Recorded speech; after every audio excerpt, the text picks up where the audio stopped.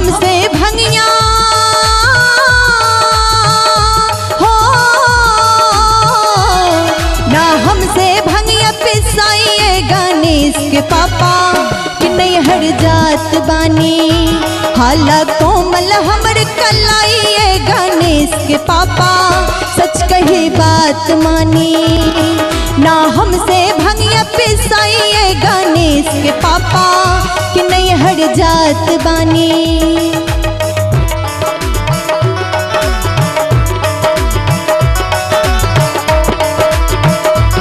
बाबा बहुत सुंदर।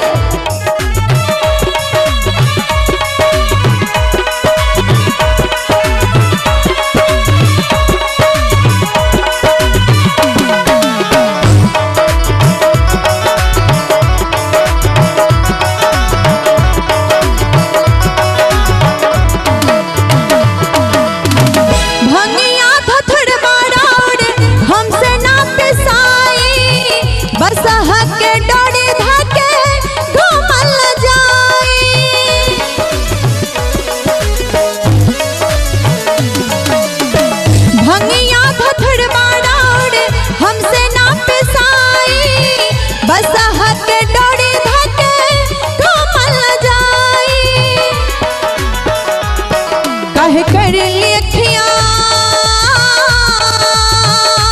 हो, काहे कर लिखिया लाल ये गणेश के पापा काहे खिसियात बानी।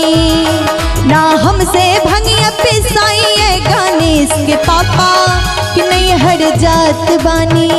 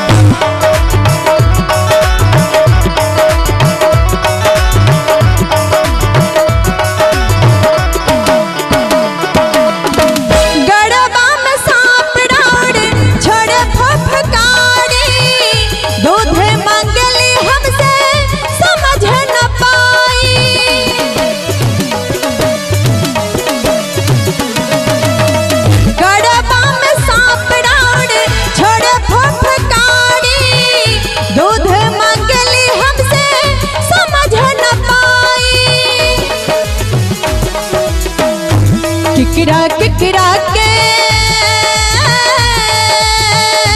हो, किकरा किकरा के संभालिए गणेश के पापा रोआ बदमाश बानी।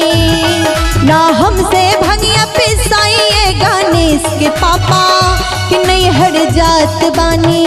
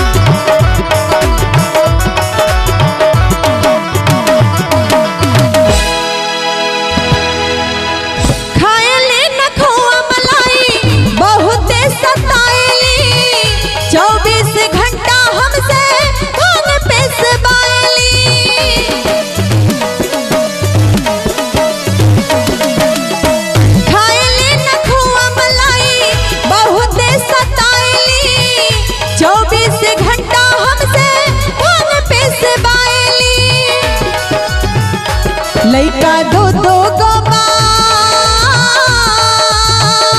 हो, लइका दो दो गोबा छोटे छोटे गणेश के पापा दुख में दिन जात बानी। ना हमसे भंगिया पिसाइए गणेश के पापा कि नहीं हर जात बानी। हाला कोमल हमर कलाइए गणेश के पापा सच कहे बात मानी। ना हमसे भंगिया पिसाइए गणेश के पापा कि नहीं हर जात बानी। हाला कोमल हमर कलाइए गणेश के पापा सच कहे बात मानी।